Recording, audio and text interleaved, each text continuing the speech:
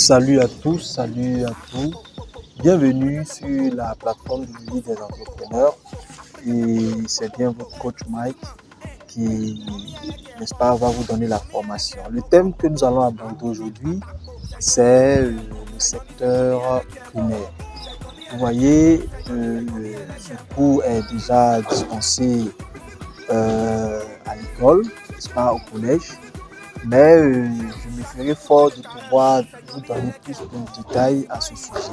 Alors, le secteur primaire, tout simplement, c'est le secteur qui regroupe la pêche, l'élevage et l'agriculture. En Côte d'Ivoire, vous savez bien que l'économie repose sur l'agriculture. Mais il faut savoir que en termes de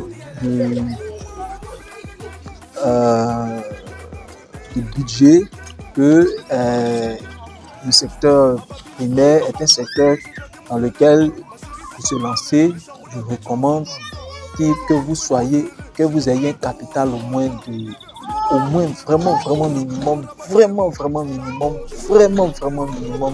1 million.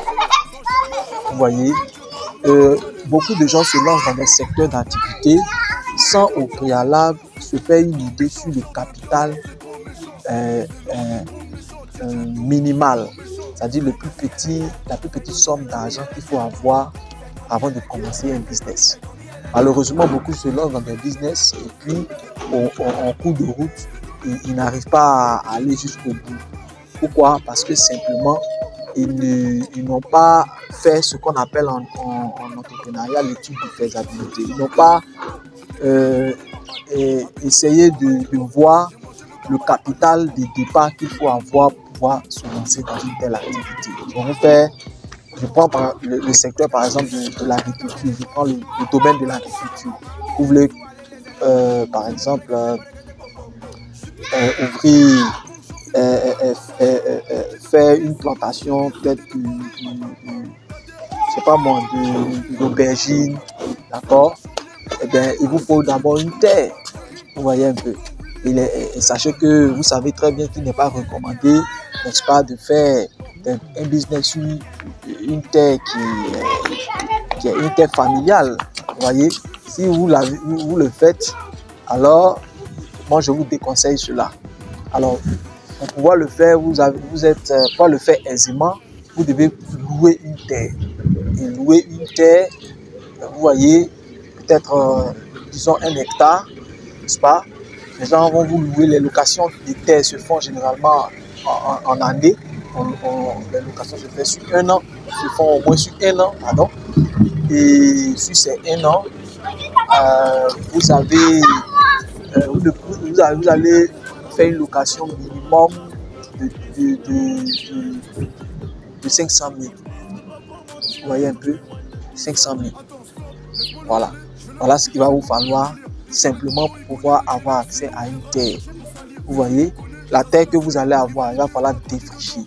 Ce n'est pas vous qui allez le faire. Vous allez faire venir des gens pour défricher, pour nettoyer, pour brûler tout ce qui est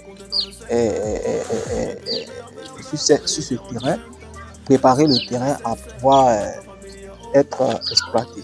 Ça, c'est la première phase. D'accord? Après avoir fait cela, il va falloir vous trouver les semences que vous voulez semer. Vous voyez un peu, vous allez aller faire des achats.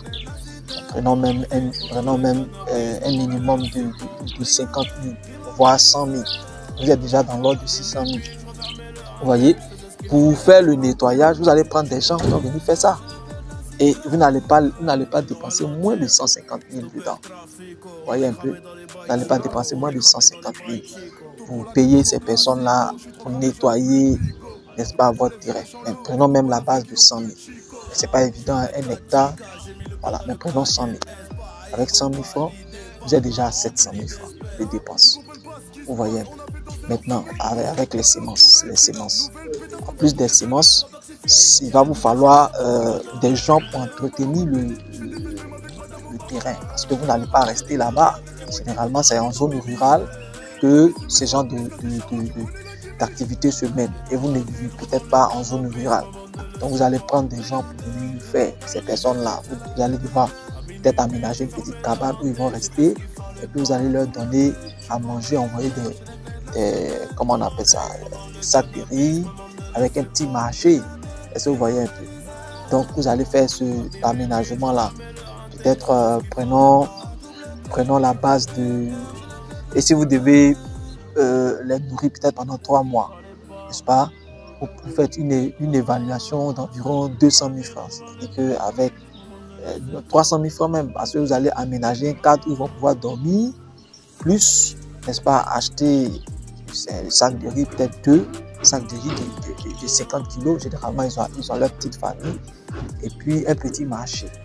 Donc, vous voyez que quand vous finissez de faire toutes ces choses, vous n'êtes pas loin de 1 million. Vous êtes au moins à 1 million. Vous voyez ça? Voilà.